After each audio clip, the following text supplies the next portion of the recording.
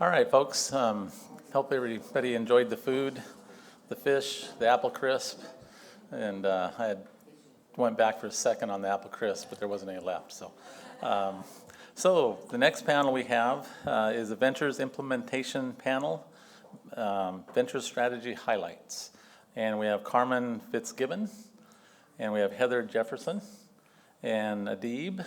He's on his way. He's a little shy sometimes, so I need to get him up here. And Rita is on her way back. She had to take off somewhere, and then Charlene. So they decided to just participate sitting down, and so I'm just going to give them the floor.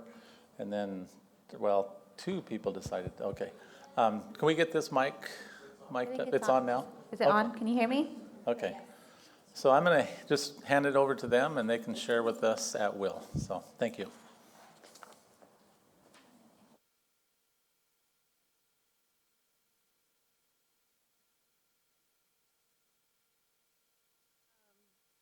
Thank you for coming. My name is Carmen Fitzgibbon, but most recently I had a name change, and it's Carmen Seagrove. But I am the program manager for the Teen Parent Child Development Center, which is located on the Lummi Nation School campus. And I think I'm just supposed to introduce myself and then have another opportunity to give you more information about the program. Thank you.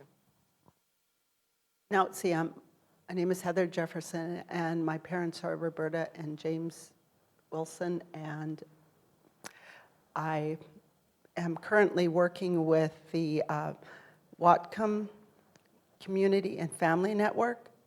It's a nonprofit organization out of Bellingham, and I'm doing ACES work with the local school districts. Hey, I'm Charlene Washington, and I'm the Executive Director for the Lummi Nation Service Organization, as I mentioned earlier. I'm glad that those of you who have stayed with us, and we'll try to keep it as entertaining as possible so you don't fall asleep after that great lunch. Well, good afternoon, everybody. My name is Adib. I'm faculty at Northwest Indian College. Every now and then when the CDFI gets bored, they give me a call, and they ask me to come here and do some stuff like mop the floors and take the trash out and things like that. So that's right. I found a replacement. Entrepreneurs.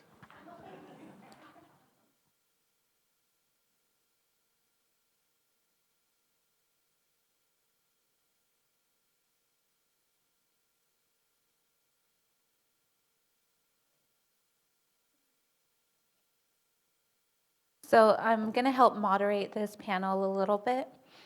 The panelists have asked me to go ahead and read the vision from each strategy that they were involved in implementing.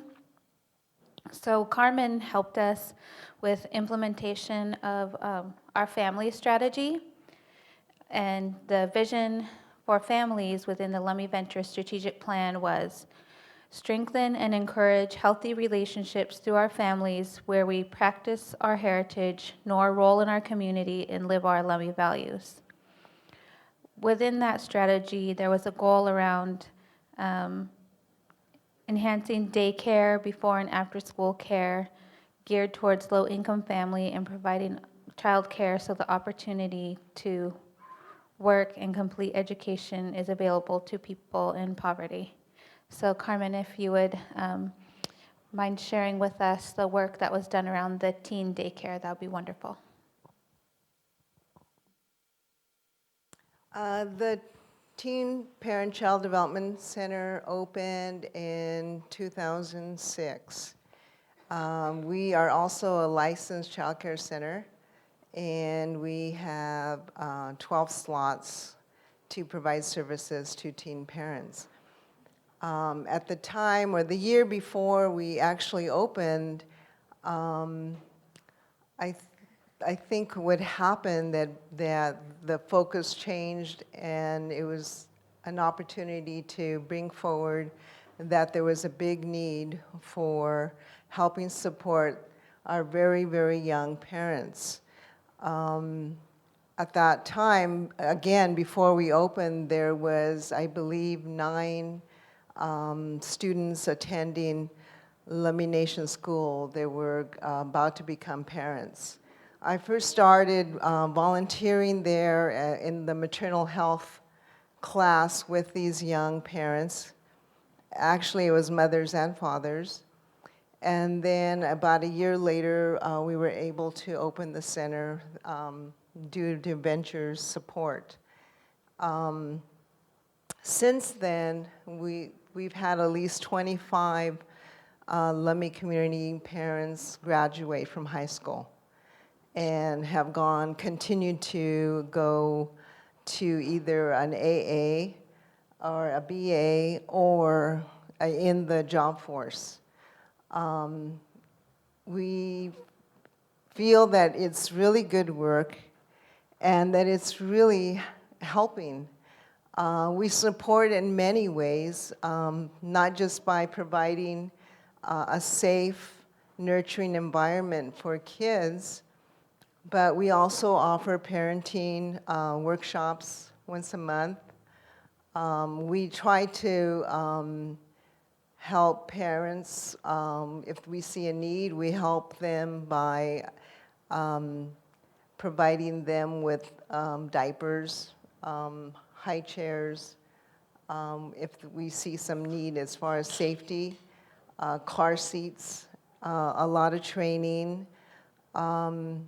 We help them fill out applications for housing, for summer employment. So we try to look at what the parents actually are saying, are actually needing so they can be successful. For the children, we track their health and their immunization and their nutritional needs. We do screening and assessment to identify if they need help so that they can get the help and exit by the time that they reach public school age. So once a child enters our program and the parents, they can stay until the child is 3 years old. And then they transition into Head Start. And they stay there for 2 years until they transition into public school or if they choose to go to the Lummi Nation School.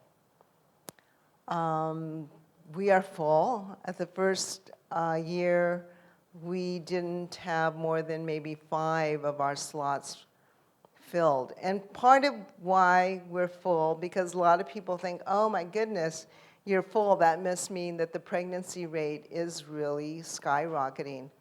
Actually, nationally, teenage pregnancy rate is lower than it was even 5 years ago.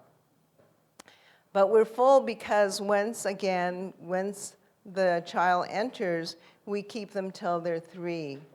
So we continue to help support. I have a parent now who I was trying to get to come, but she had classes, and she chose to go to class. Can you figure? I mean, you know, I said, you get free lunch, and I'll pick you up and I'll drop you off. But she went to class. But she got her GED, and now she's at the Northwest Indian College earning her 2-year degree. And we continue to provide care for her child. And so those are kind of the things that we've been doing. I mean, I'd like to give you an opportunity to ask any questions. I know that's really brief, and I'm kind of trying to think on the top of my head. But I think also what happened with this program is that we help more than just the parent. We help the child, but we also help grandparents. And we helped extended family members who chose to support these really young parents and take them into their homes so that they could continue to work, so grandparents could continue to work, or aunties could continue to work, and knowing that the child was getting good care and that they could come and check in on them whenever they want. We have young mothers who will come on their lunch breaks to nurse. Right now, we have a young parents, mom and dad, every day on their lunch break, and they only get about 20 minutes at the school. They'll come over and they'll check in. Every single day since their infant's been in our program, they just want to check in. They just want to see, how is the baby doing? How can we just want to look at the baby? How is he being cared for? And it really does my heart, it warms my heart to see that they care so much that they they can't go 6 hours straight without checking in on their babies. And I'm really proud of the parents. Sometimes it's not they're not thought well of because they are young and maybe they didn't wait. But I have to say that the parents that I've seen, the young parents, are very good parents. They work really hard to accomplish their goals and to provide the best care they can for their children. Thank you.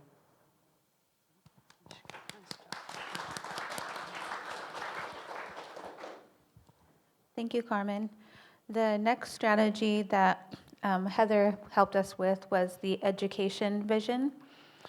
And the vision for education is to enhance lifelong education in all areas, formal, cultural, traditional, and family, by offering numerous opportunities and venues for learning in order to build the knowledge and skills of all Lummi and create a healthy, thriving community.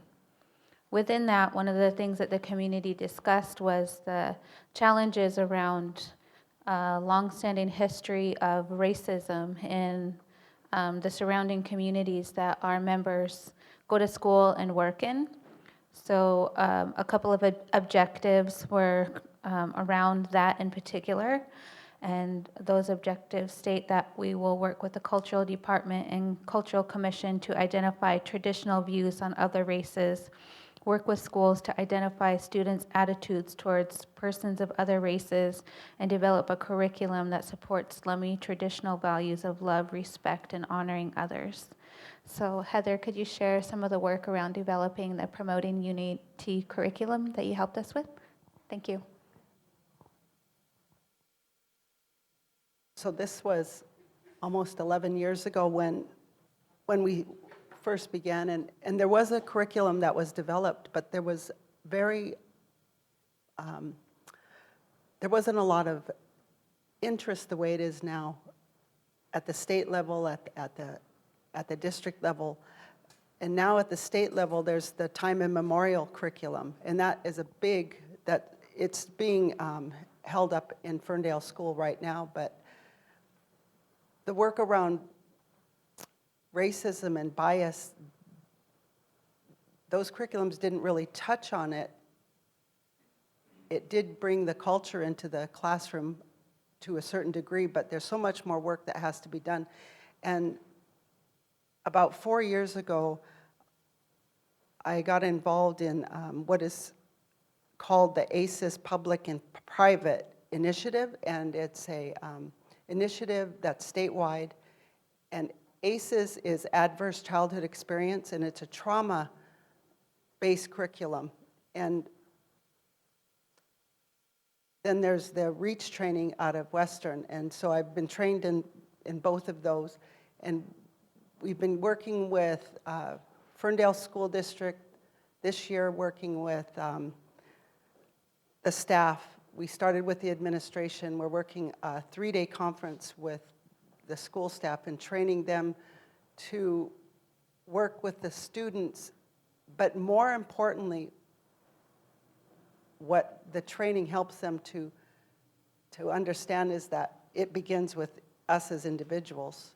So being able to understand yourself and how your childhood has impacted the way that you are in the world, and particularly if you're triggered by the students in your classroom, then you're able to, and you understand how your childhood affects your adulthood, then you're better able to manage and understand what's going on with the kids. And so one of the things that we're working with is creating compassionate environments in the classroom, because then that allows the resilience to emerge from the students themselves. Because we find that it's not about fixing other people. That's never what it's been about. And I think that's where that curriculum has evolved from. Appreciating and understanding historical trauma is really important, but that it's telling your own story is what it boils down to. And being able to understand how trauma affects the brain as the child develops, that's a big piece of the training. But it's the risk that's created from that trauma. It's not the story. The story is the resilience that can happen when children are being supported, when families and community is supporting one another. And so that's what the curriculum has evolved into now. And we're working with a couple of programs in Bellingham now. There was a equity summit that happened in LA last week, and I was asked to participate with 30 other community members all across education and social service programs in Whatcom County. And so because we're no longer as isolated as we once were, I know even from my childhood, from the 70s, I barely went to town. But now, there's this, I think we're the third largest employee in Whatcom County. So there's a lot of back and forth. There's a lot of people coming into the community. There's a lot of community members that leave. We have to go to town to get a lot of our services. And so to not see ourselves as part of Whatcom County, we're doing them a disservice and we're doing ourselves a disservice. So to be able to create a network as a part of it has been really eye-opening for me, and hopefully helping the community to see the assets that Lummi has, that they can learn from, and be able to. I think that there's been a lot of different places, including in education, including in the sports area, that has allowed people to see the tribe and to see the kids as an asset. And so that's what we're just going to continue to work with the schools. And if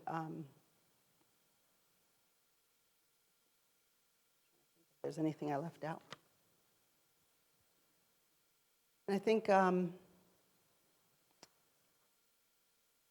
seeing ourselves on a national level too. I know a lot of times politically that's been done, but on a equity level, where we fit in the story. This young man who runs a nonprofit at the Equity Summit, he was sitting in a panel like this, and he said something that I had never thought of before. He said, a lot of people who come to this country, they have pieces of the story, but we've been here since the beginning.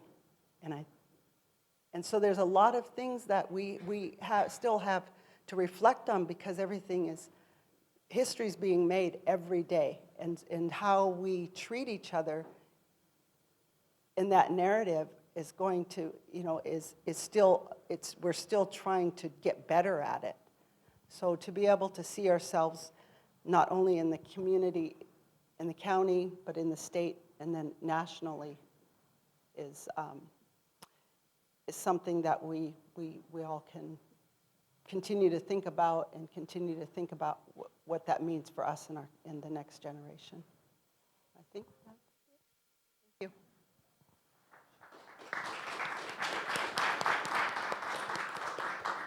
Thank you, Heather.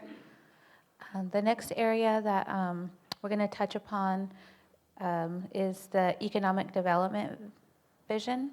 And the vision for economic development was to develop tribally tribal and individually owned businesses and employment opportunities in ways that build individual and community skills and assets, building a ladder out of poverty and towards economic stability. One of the ways that our community chose to work towards that was through the revolving loan fund. So the objective under the revolving loan fund was to work with the Lummi Community Development Financial Institute, the CDFI, to establish a revolving loan fund to support the development of businesses owned and operated by tribal members in small business incubator and micro enterprises. So I'm going to ask Rita if she can share some of the work that she's done in that area. Thank you, Rita. Thank you, Charlene. My name is Rita Jefferson. I am currently on the CDFI board. I was the first director for the CDFI, and I had the best motivation ever when I started. I think I had $40,000 to pay for my salary and fringe, so my job was to go out and get more funds to make sure I had a job for longer than 4 to 6 months.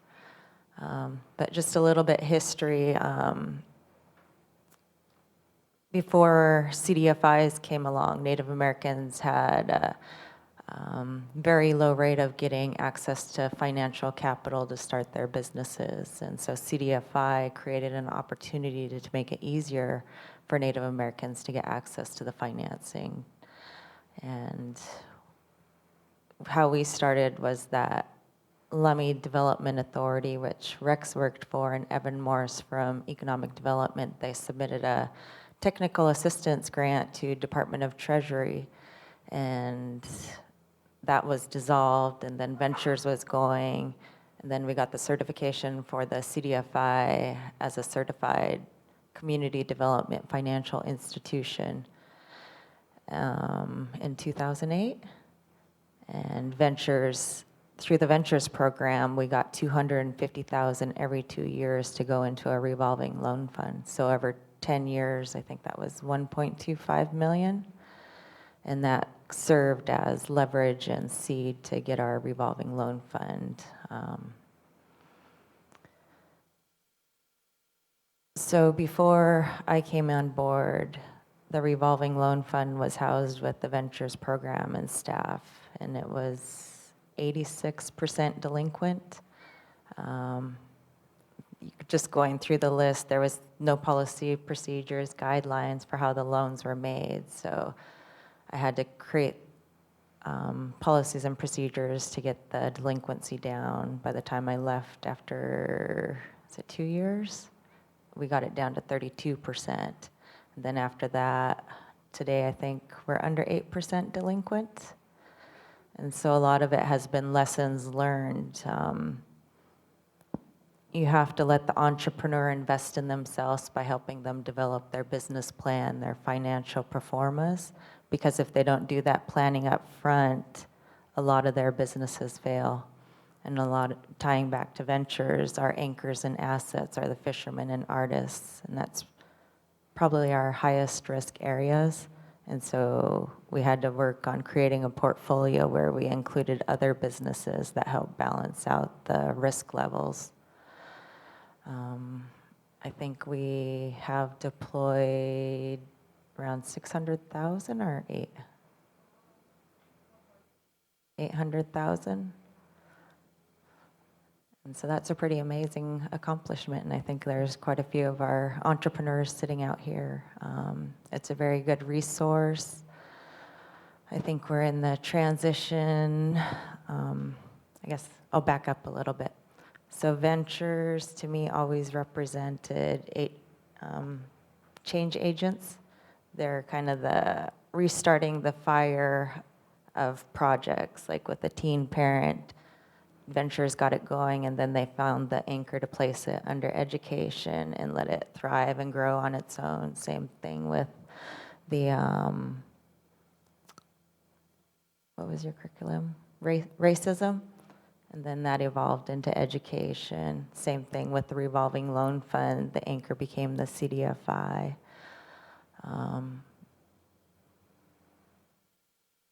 It hasn't been an easy path for any of the projects.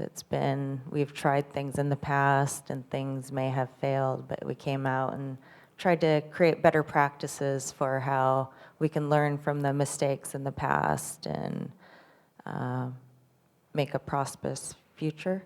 And I think same thing goes for business owners, is mistakes will be made, but you have to learn from those mistakes. It's growing opportunities, how to refine your processes. And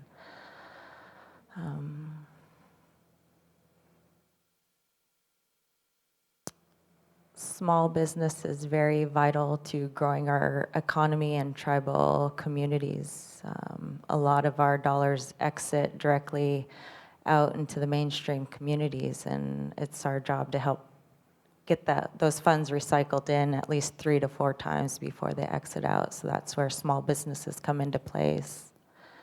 And I think it's through strong partnerships that we're able to provide a lot of these services between LIBC Economic Development, Planning, Lummi Nation Service Organization and Ventures, Lummi CDFI, local Chamber of Commerce, the education system.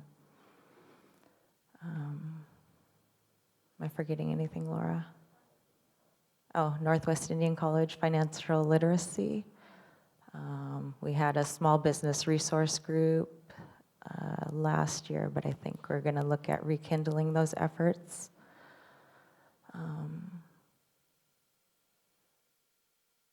And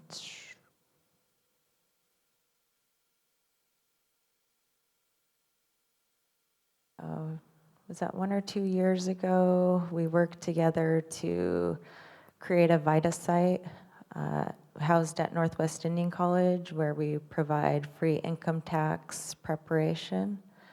So if you need help with your taxes coming in January, February, Sunny? January, you can go to the Northwest Indian College and there will be volunteers there to help you.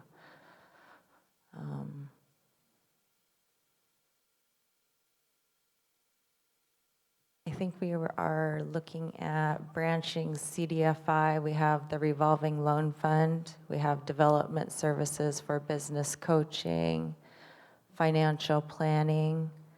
And then we're working on getting the CDE status to get into new market tax credits. And the purpose of new market tax credits is to get us cost savings on financing for major projects where you can save between $1 million to $5 million that service low-income communities. So an example would be that we get an allocation of new market tax credits and we create a project for I-5 development. And if the total project was 10 million or 20 million, new market tax credits is a deduction for larger businesses and investors to invest in low-income communities, and you can have a savings of 1 million to 5 million for your project that you don't have to pay back. So I think that's another way to create the CDFI sustainability plan. And then after that, Laura will be working on developing a credit union. So she's a busy lady. And I guess I'd like to thank Laura, as our CDFI has evolved, getting our delinquency rate under 8% has been because of her policies and procedures and, doing the best interest of the tribal members and businesses. And keeping that delinquency rate is in the best interest of the small business because you want to be able to keep your doors open and keep your business going. And a lot of it, I think, comes down to communication and relationship building between the financer and the small business owner to keep you guys successful. So if you're a CDFI client right now, or if you are looking to grow your business, I think you can apply online at lummicdfi.org. There's an online application, or Adib Jamshedi. I think he must be outside. He helps you prepare the financial performance and business plan. Oh, here's Adib. We're just trying to keep it interesting, keep it full. So maybe if Adib wants to add a little bit on the business coaching? So, thank you, Rita. I think that's what Louis Gong would call kicking ass. I think we've done some really awesome things, and like Rita said, a lot of it's through partnerships, working together, pulling together. Adib's been another one of our superstars that has really helped us tremendously. Another one of the objectives under the economic development strategy was to have a micro enterprise or small business support network to provide access to training, operation support, and loan assistance, as well as a micro enterprise development center. In other words, a small business incubator to allow people the supports and resources and space to establish successful small businesses. So I will let Adib speak to that. Thank you. I'd like to thank the panel. Thank you all for being here today. They say about 40 minutes after you eat, you fall asleep, so please wake up. I was teaching chemistry at Northwest Indian College when I was approached by the late Mike Raleigh and then later Rex Rhodes. And they said, let's go to a training in Portland. And I said, well, that sounds like fun. 2 days away from work, and Portland is a nice city. So the training that I went to was called the Indianpreneurship training, where they went through a workbook that taught you how to teach people how to write a business plan. And of course, it was Rex was there, and Mike was there, and I was there, and as usual, I was the best student out of the group. Rex and Mike were busy talking about fishing and crabbing. I did all the assignments, I did all the presentations, and they got the certification. So this is true. So when I got back, Kathy Pierre approached me and said, now that you have the training and you have the certification, I said, wait a minute, there's 2 other people that have it too. She said, no, but can you then come and teach Indianpreneurship to people that would come to this class? And I said, sure. So my first class had Penny Hilaire, Pauline Hilaire, Vernon Lane, and Jack Kagi. If I knew then what I know now, I think I would have been really scared to be saying the things that I did say. I was respectful, and they were such kind, generous, gentle people. They let me get away with all kinds of things. And they were polite, and they never once told me that, do you realize who you are talking to? And I really appreciate that. And it is because of things like that, it built the trust, it built the comfort. And when you have that, you become a very effective partner. And so, that was the beginning. And what a wonderful way to start a program as far as I was concerned. I learned so much from them, and then I was able to share it with the others. And we had very many wonderful discussions and jokes, and we ate together. It became a true community. And it was a 12-week program, and after that, we just kept on having them over and over again. This was the start of the path. People talk about the path to some place.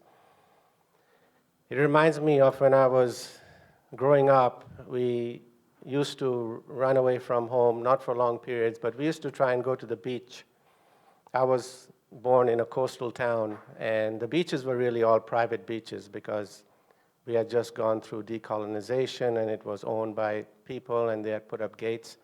But there were some areas that were available to people like us who were too young to be important, and so no one really noticed us. And we'd have to find these little areas of beaches where we could have access to, but unfortunately, these were the areas that had all the bushes and the bramble and the broken glass and the concrete. And it was really hard to get to the beach from these areas. But a group of us would go there, and few would venture ahead and make this little path, and then this next person would go. And by the time, about 10 of us went through it, the path opened up and it became really easy to get to the beach from there. Of course, later on, they would come and block that and we'd have to find another place. But the point being, this is what we were doing. We were eroding away, the stigma that, do we have a right to own a business? Can we own a business? Are there any opportunities on the reservation? What is a business plan? We don't know how to write a business plan. It's too complicated. We don't have access to funds. These were some of the barriers that were there, but slowly, gradually, as individuals went through the program, there were some struggles, there were some, delayed responses, but there was this innate talent there was this latent energy that was there. And fortunately, it has been released in a lot of individuals, and you'll hear from some of them later on today. But gradually, these barriers were eroded away, and we had just an incredible response to some of the programs that we offered. And we continue to have people approach the CDFI, whether to start a new business or grow their business. And now the financing, the funding, you still have to work for it. You still have to go and do certain things, and we try to make it as actually, it was never painful. I think it was quite entertaining at times. But we do try to make it something that you can achieve. And I'm hoping that even with the ending of ventures, that people still continue, because the resources still exist, right? So it's just the name that's not there. The resources are still there, and you should take advantage of what's available to you. And that's all I have. Thank you.